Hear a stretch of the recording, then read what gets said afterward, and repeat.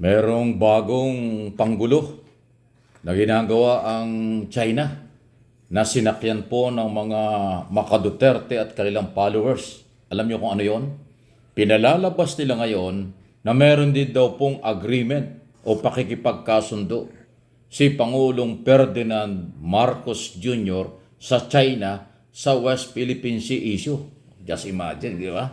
Grabe yung mga saywar at saka panggugulo talaga. From day one, nanindigan na si Pangulong Marcos sa exclusive economic zone ng Pilipinas ang West Philippine Sea. At kailanman hindi niya pinahintulutan at pinayagang makialam o panghihimasok na ginagawa ng China pananakop kanilang ang kinukundina. At marami ng petisyon, diplomatic protest na isinampa ang Department of Foreign Affairs before Chinese Embassy here in Manila. Tapos ngayon, nagpalabas ang China ng ganyan na sinasakyan ngayong matindi ng mga followers ni Duterte dahil gustong tabunan, pagtakpan yung gentleman agreement na pinasok ni Duterte, dating Pangulong Duterte sa China. Yan ang naunang kinumpirma ng China before media at saka ni Harry Roque na abogado ni Duterte na merong agreement. O di ba? Yan po yung mga paikot, paninlang. Kaya ko po ito ay ginawang topic at pag-usapan kasi tayong mga Pilipino pinaiikutan nitong mga mapanlinlang na mga grupo para lang sirain ang gobyerno natin ngayon at para lang magtuloy-tuloy ang kanilang pananakop. Kasi yung sabwatan, posibleng sabwatan ng China at ng mga Duterte at kanilang mga vlogger na tinatawag nga nilang pro-China ang dating kasi wala silang ginawa kahit minsan na pagtutol or pagkondina sa panghihimasok, pananakop ng China sa West Philippine Sea at panghaharas sa ating Coast Guard at resupply sa BRP Sierra Madre. Ano ba mga binanggambar ang mangisda, binangga ng China, water cannon, laser, panghaharas at pagtataboy sa mga mangingisdang Pilipino dyan sa West Philippine Sea, Masinloc, Ayungin at kung saan-saan. At marami pang iba. Wala silang ginawang pagkundina at pagtutol dyan. Pero ngayon, nagpalabas ang China na di umano'y ma-agreement na wala namang maipakita. At ako'y naniniwalang hindi naman po gagawin niya ni Pangulong Marcos.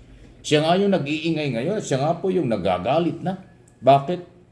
Nga merong agreement ang dating administrasyon, ano daw yung ibinigay, ano daw, hanggang saan daw po itong kasunduang ito.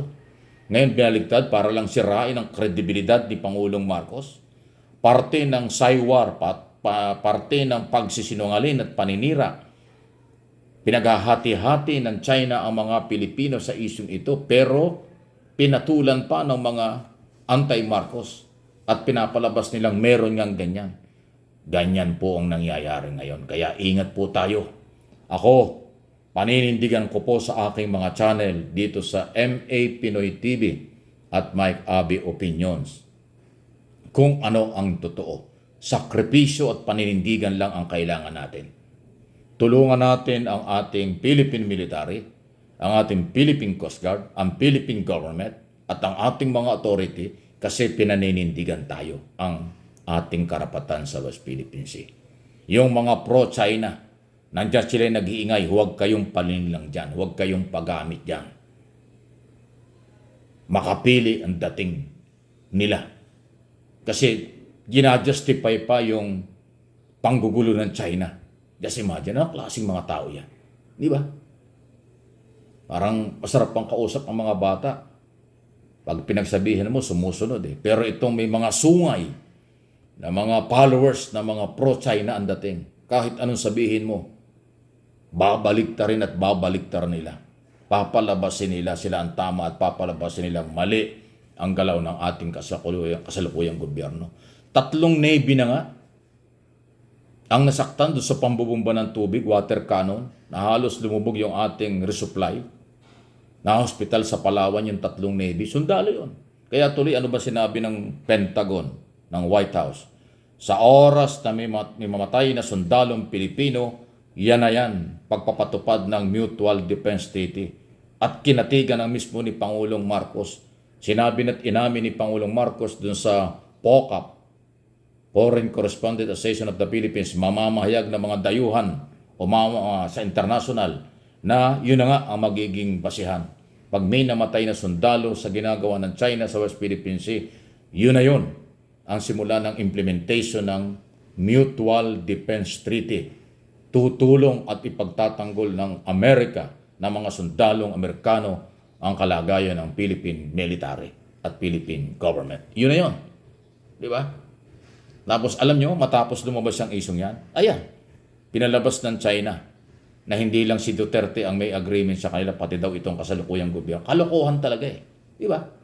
Yan po yung mga malinaw na mga pagsabotahe, pagsira ng kredibilidad ng ating gobyerno at gustong paghati-hatiin ng mga Pilipino. Kaya maging maingat po tayo. Huwag na huwag kayong palilinlang. At tinitiyak ko, hindi naman sa pagbubuhat ng bangko at pagyayabang. Suportahan niyo ako, manatili kayo sa aking mga channel, mag-subscribe at mag-follow kayo, paninindigan natin ang ating obligasyon at karapatan. Paninindigan atin ang West Philippine Sea. Yan po ang kailangan natin. Kailangan palakasin ang suporta kay Pangulong Marcos. Kailangan palakasin ang suporta sa ating mga military at Coast Guard at mangingisdang Pilipino. Huwag nating i-down sila. Huwag tayong pagamit at matakot sa iilan at kakaunting grupo na nagsisinungaling sa ating mga kapwa Pilipino. Yung ginagawa ng China, trabaho nila yon kasi nananakop sila. Yung ginagawa ng China, parte ng Saywar yon. Ang panggugulo at paghahati-hati ng tao, parte yan ng Saywar na ginagawa ng isang bansang nang-aargabyado. Pero ang masakit at masama, yung sila'y suportahan pa ng kapwa Pilipino. Expected natin maraming gagawin ng China na mga fake news or fake na mga propaganda para tayo sirain, hindi lang sa Pilipinas kung hindi sa international community. Di ba nung araw, nung nakaraan lang, inamin na nga ng Amerika sa intelligence report nila, merong global campaign, buong mundong galawan ng China para sirain, propaganda para sirain ang mga bansa dito sa Asia, para makuha nila ang South China Sea. Sinisira nila yung mga bansang pumapalag sa kanila para lang ma-justify o i-justify nila sa buong mundo sila ang tama. Yan ang global campaign ng China. Kaya expected natin marami pa silang gagawin ganyan. Inuulit ko, ang masakit lang, may mga Pilipinong nagpapagamit. May mga Pilipinong pro-China. Yan po ang mga makapiling grupo. Iwas, ingat, tayong may mga sakripisyo at tunay na Pilipinong nagmamahal dito sa ating bayan at sa ating bansa. Tulungan natin si Pangulong Marcos.